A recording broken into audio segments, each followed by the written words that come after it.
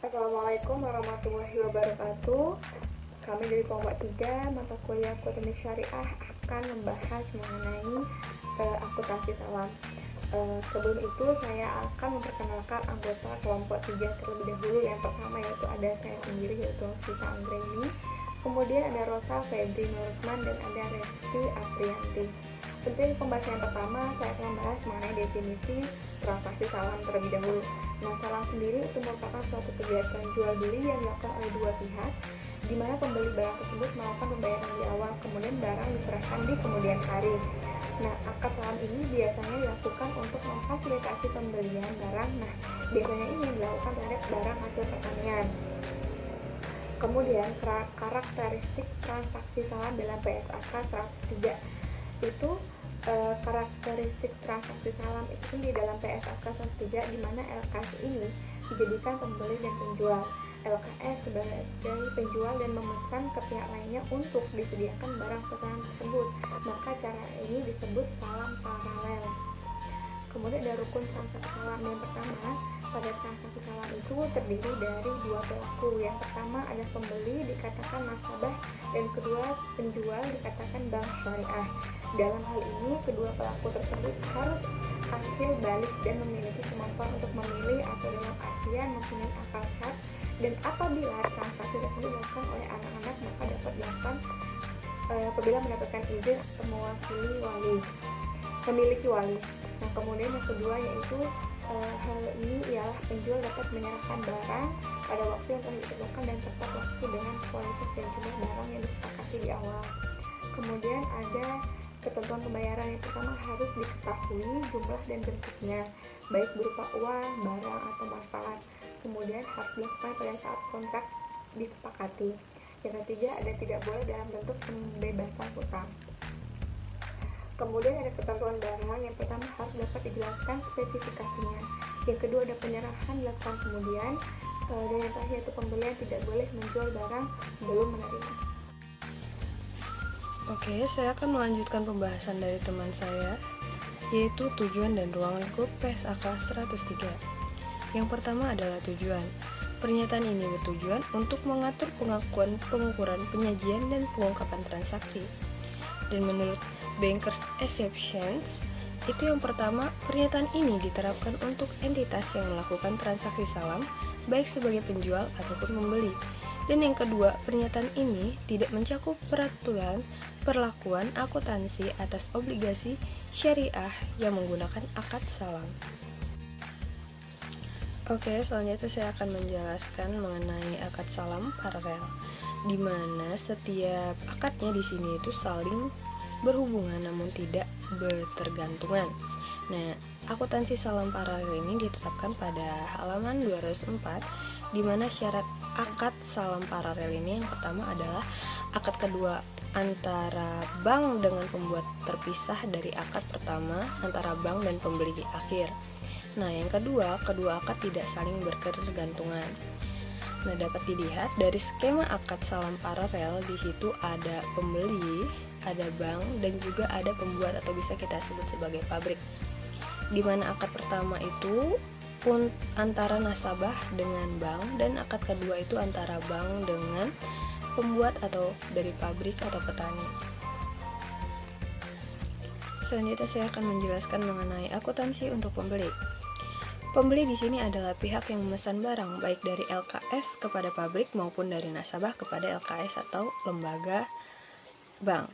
Nah, akun-akun laporan posisi keuangan neraca yang mempengaruhi pada akuntansi pembeli ini yang pertama adalah piutang salam untuk mencatat pembayaran harga barang kepada pembuat sebesar seluruh harga barang yang disepakati di dalam akad. Nah, jadi pencatatannya itu didebit pada saat penyerahan modal dan dikredit saat pesanan diterima. Yang kedua yaitu persediaan atau aset salam, yaitu untuk mencatat barang dalam transaksi salam. Jadi pencatatannya itu didebit saat penerimaan pesanan dan dikredit pada saat penyerahan barang kepada pemesan. Dan yang terakhir adalah piutang kepada petani untuk mencatat kewajiban produsen yang telah akhir akad tidak dapat menyerahkan barang pesanan.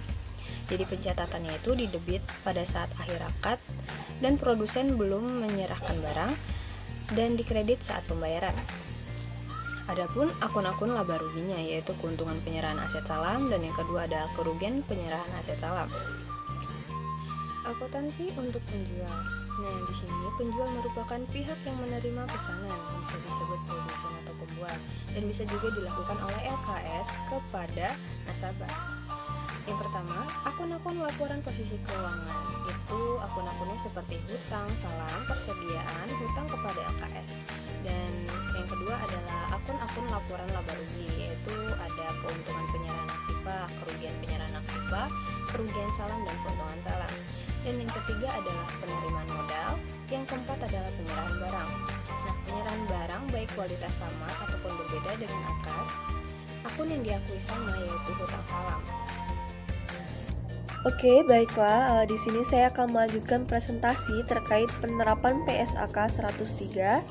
Di sini ada skema penggambarannya. Untuk memudahkan kita memahami skema berikut, kita amati melalui studi kasus. Nah, contoh kasusnya adalah KUD Tengkulak Jaya membutuhkan 100 ton mangga aromanis KWA seharga 500 juta. Nah, guna memenuhi kebutuhan ini, KUD menghubungi Bank Syariah Jaya. KUD Tengkulak Jaya dan dengan bank sepakat menyerahkan 4 bulan kemudian. Lalu sebagai wujud pemenuhan kebutuhan ini, bank menghubungi KUD Tanujaya untuk melakukan akad salam dengan ketentuan 100 ton mangga aromanis KWA seharga 450 juta. Nah, kita kembali lagi ke skema penggambarannya atau ilustrasinya. Di sini perlu kita ketahui bahwasanya Bank Syariah berperan sebagai penjual dan juga pembeli. Lalu kita amati di sini orang yang memakai jaket hijau itu adalah kita umpamakan KUD Tengkulak Jaya. Lalu di tengah itu ada Bank Syariah dan orang yang memakai topi adalah KUD Tanijaya. Nah, akad yang pertama adalah ketika KUD Tengkulak Jaya melakukan akad dengan memberikan uang tunai kepada Bank Syariah sebesar 500 juta rupiah untuk 100 ton mangga aromanis. Lalu Bank Syariah sebagai pembeli melakukan akad kembali dengan memberikan uang tunai sebesar 450 juta rupiah dengan 100 ton mangga kepada KUD Tanijaya. Nah, KUD Tanijaya melakukan pengiriman sesuai akad kepada Bank Syariah. Nah, Bank Syariah kembali berperan sebagai penjual kepada KUD Tengkulak Jaya lalu mengirimkan sesuai akad yang diminta. Nah, adapun pencatatan penjurnalannya yaitu sebagai berikut. Yang pertama, ketika KUD Tengkulak Jaya melakukan akad dengan memberikan uang kepada Bank Syariah, maka pencatatannya adalah kas sebesar 500 juta rupiah karena Bank Syariah menerima uang. Lalu utang salam di posisi kredit karena belum adanya pengerjaannya, belum adanya produknya, maka dianggap sebagai utang. Ketika utang bertambah, maka di posisi kredit sebesar 500 juta rupiah. Lalu Bank Syariah berperan menjadi pembeli di sini melakukan akad kepada KUD Tanijaya. Maka pencatatannya adalah piutang salam piutang salam di debit sebesar 450 juta rupiah dan kas di posisi kredit 450 juta rupiah.